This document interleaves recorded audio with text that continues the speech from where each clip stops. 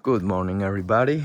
Today it's another day to plant tomatoes. So yesterday I was planting this tree here, and the day before this for here. This is Heirloom variety. This is a tomato. This one's Heirloom variety too. I think they are brandy wine. I can't remember. And today let's see what I have in the greenhouse, and let's plant another tree today, and tomorrow three more. Actually, that's two more. Um, weather. Weather is looking all right. It's been like this for the last few weeks. It's supposed to be summer now, but does it look like summer to you? Not really. And this weekend is going to be nice, around 27 to 30 degrees. So perfect day to go to the beach. Okay, so before we start anything, I want to do something that I've been holding for a while, and that's to feed the soil. So I usually like to add this dynamic lifter, organic dynamic lifter. I'm just gonna spread it around, and let's do that before we start with the tomatoes. It is quite easy to spread this around. I usually like to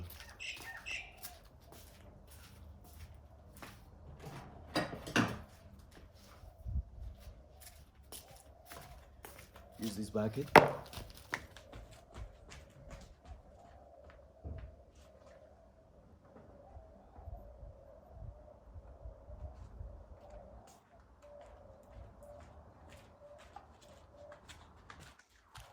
And some gloves.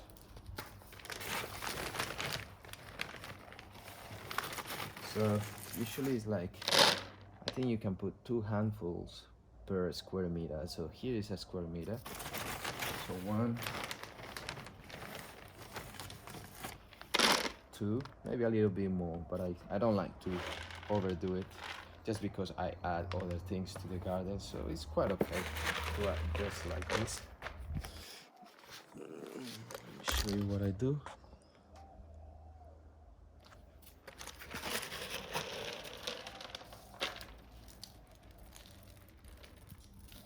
So this is just to feed the soil. This is not actually for plants. This is for the soil, and the soil will help the plants. So it's a quite nice combination, and they help each other to thrive. So the soil thrives, the plants thrive. I think the plants actually get the sand. It also, like, they trade, or maybe they share some nutrition, so the soil gets fed with the plants, and the plants get some benefits from the soil, which is, it makes sense. Like, the soil needs the plants to get all the nutrients that inside the soil cannot get, and the plants need all the nutrients that it need to get from the bottom of the soil.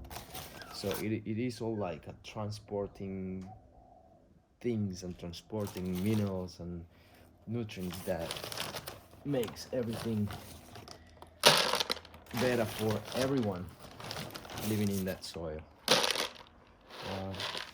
2 handfuls.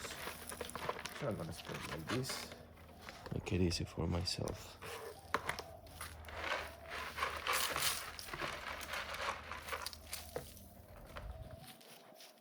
That was not good. Does it all went here?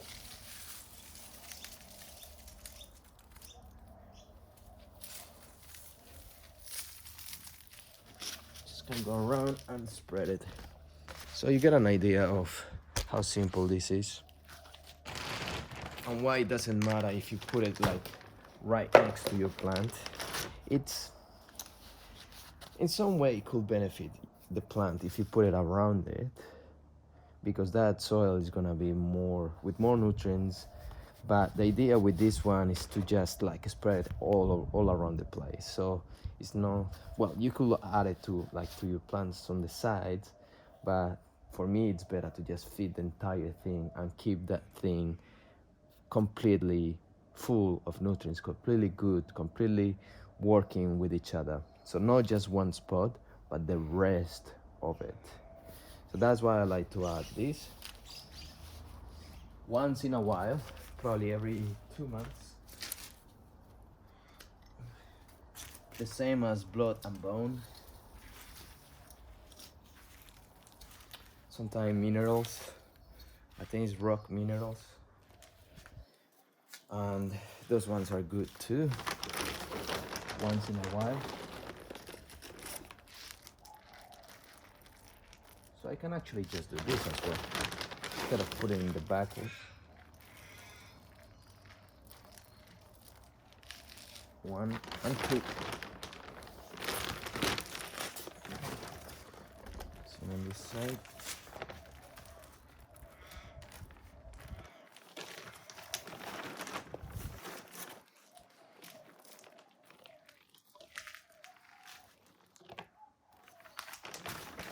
A little bit more here.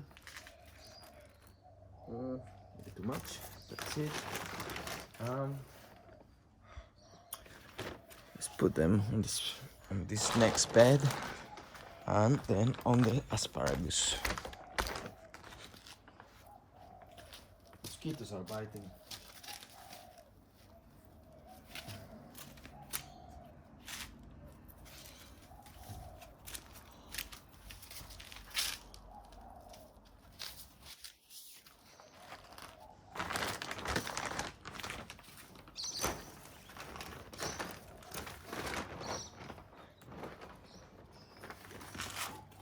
Those are the onions. Looking great.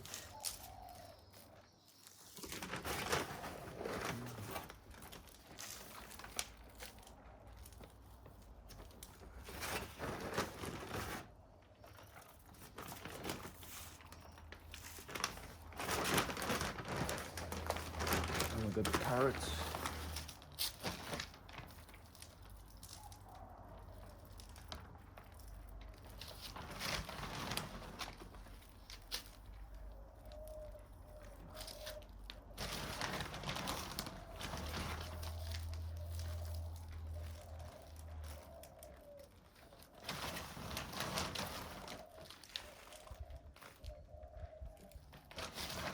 And kale. So this carrot, I let it go to seed. So it looks like really tough, really thick compared to the rest of these leaves, and it's going all the way up, and then from here probably the flower will come out and all the flowers will open up, and from there it will get pollinized or whatever, and then the seeds will come out, and then I can use those seeds I think in probably 1 month after I harvested, or I don't know what the process is, but I will start researching about it. And let's do the asparagus. So it's quite nice to see all the process that all these plants go through, that the garden goes through. So plants die, but there will be more seed for them to come up eventually, and you can use those seeds. Yeah, using the seeds that you harvest from those plants, I think they are better than the ones that you buy in the shops, because this one, it's like it's used to that soil, so it grew on that soil. It knows genetically what's good for it, like it adapted to this soil, so the next generation of that plant will be a stronger plant that adapts better to the soil that it's growing on. So it's interesting to realize those things, and those are things that not everyone is telling you all the time, but then you get to understand nature and you realize how easy is for you to have a garden, in my opinion. If you got all of these systems and all this understanding put in place, you can say, oh, so I just need to feed the soil and then the rest of it will just grow. So so it's quite interesting to know those things and have more information, so you can be more aware of what is happening and how you can grow things better.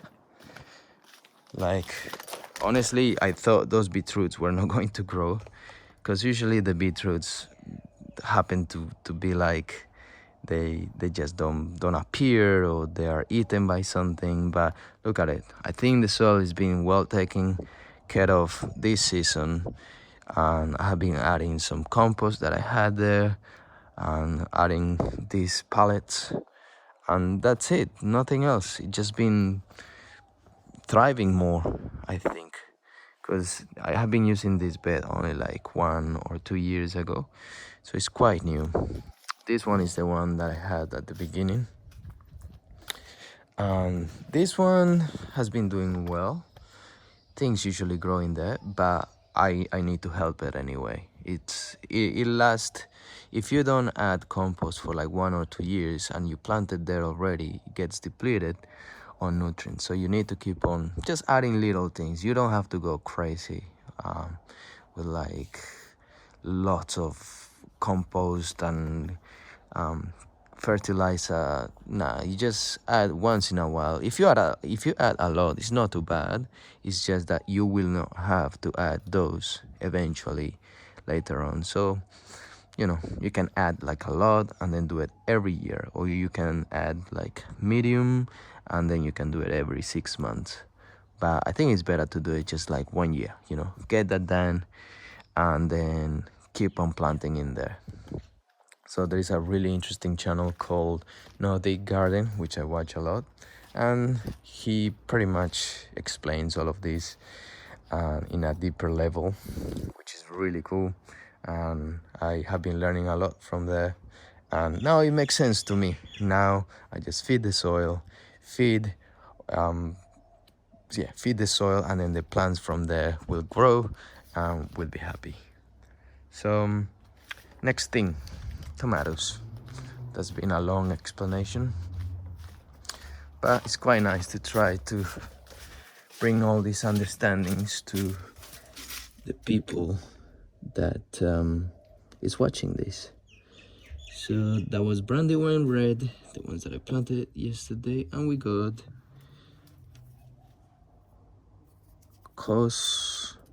Costoluto Fiorentino.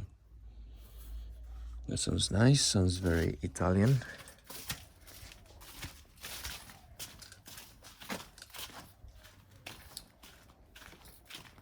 I'm hoping to do some tomato sauce this year. If I have plenty of tomatoes, I will be able to do that. I'm just gonna check the battery on this.